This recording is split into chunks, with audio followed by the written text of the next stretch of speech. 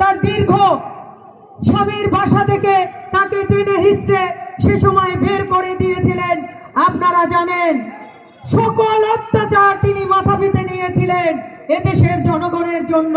তিনি কখনো এই বাংলাদেশ থেকে চলে যেতে যাননি।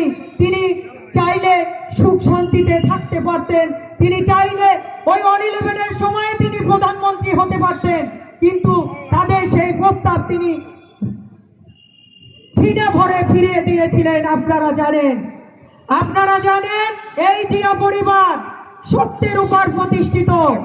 আপনারা জানেন শহীদ প্রেসিডেন্ট জিয়াউর রহমান তিনিও ছিলেন ন্যায়পরায়ণ এবং সত্যবাদী।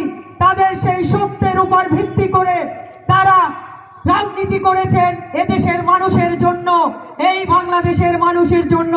সে সময় শহীদ প্রেসিডেন্ট জিয়াউর রহমানও এই বাংলাদেশকে নেতৃত্ব দিয়ে এই বাংলাদেশ সেদিন এই ৭৫-এর সে সময়ের যে হায়নারা ছিলেন সে সময় এই বাংলাদেশে দুর্ভিক্ষে পরিণত করেছিলেন।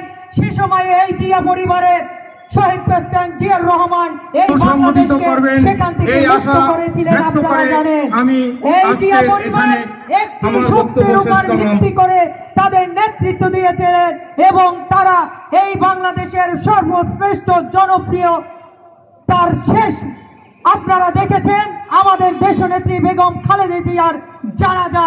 সেই জানাজায় কত কোটি মানুষ এসেছিলেন, বাংলাদেশকেই একটি জানাজায় পরিণত করেছিলেন সেদিন। আপনারা জানেন এবং আপনারা জানেন শহীদ প্রেসিডেন্ট জিয়াউর রহমানের জানাজায় সর্বশ্রেষ্ঠ জানাজা হয়েছিল এবং সেই জানাজার রেকর্ড ভেঙেছিলেন এই জিয়া পরিবারের আরেক নেতৃত্ব আমাদের দেশনেত্রী বেগম খালেদা জিয়ার জানাজায়।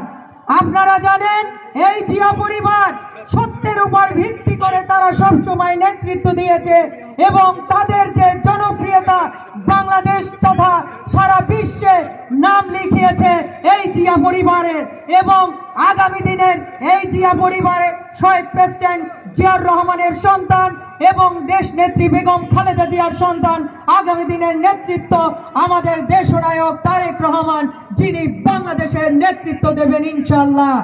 আপনারা জানেন আমাদের দেশনেত্রী আপসীন নেত্রী, আমাদের দেশনেত্রী আজকে আমরা তার এই যে খালি স্থান কোনোদিন আমাদের পূরণীয় নয়, আমাদের হৃদয়ে সবসময় রক্তক্ষরণ হয়।